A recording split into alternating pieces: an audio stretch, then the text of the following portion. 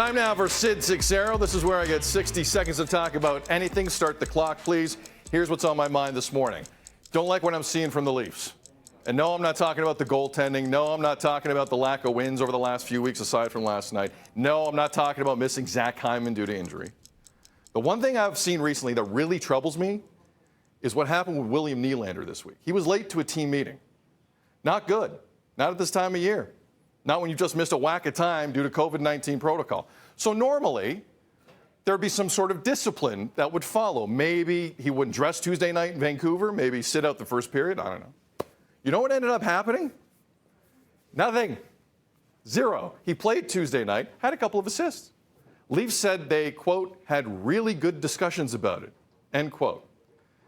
But the message that sent, not good. I'm surprised GM Kyle Dubas and head coach Sheldon Keefe let it slide. I got to be honest. It's a really bad look.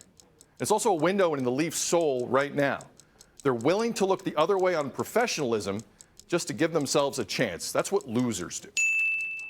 Not a good mentality. Now, some of you are screaming at me right now saying, but Sid, Leafs won last night. Yeah, they won last night.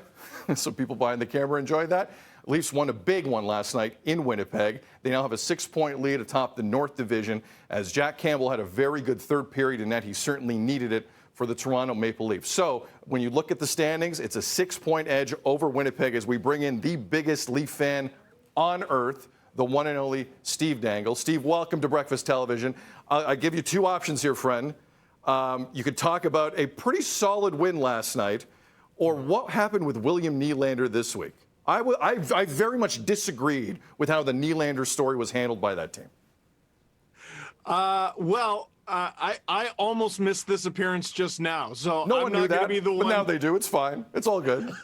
I'm not going to be the one to criticize William Nylander for that. I just hopped out of the shower. How you doing, everyone? Good morning. Haven't had my coffee yet.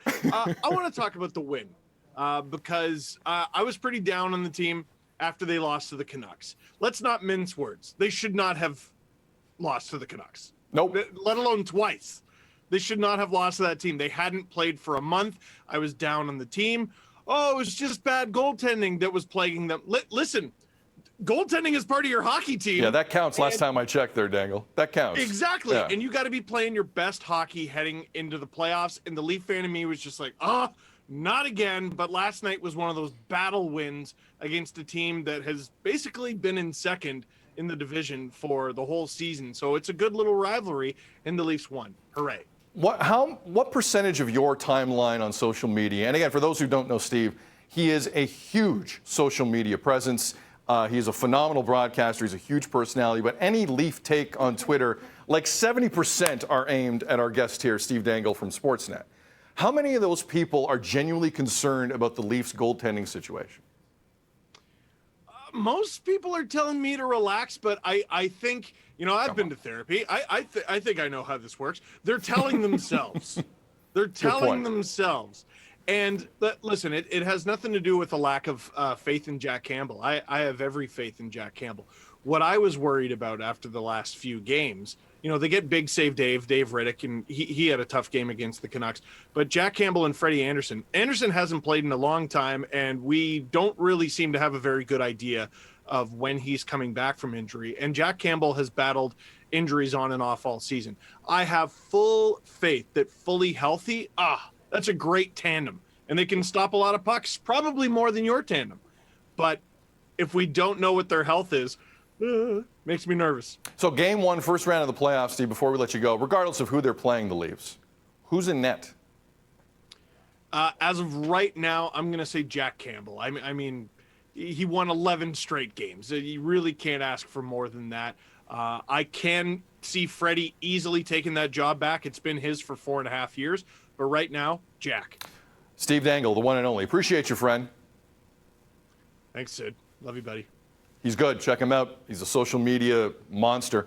We're going to take a break here. You Sound Off coming up after the break with Melanie Ng and myself.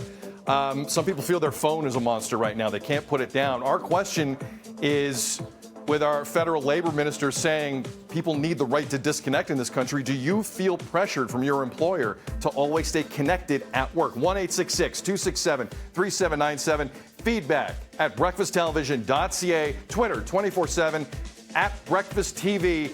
It's 6:44 Toronto. Good Friday morning. You're watching Breakfast Television.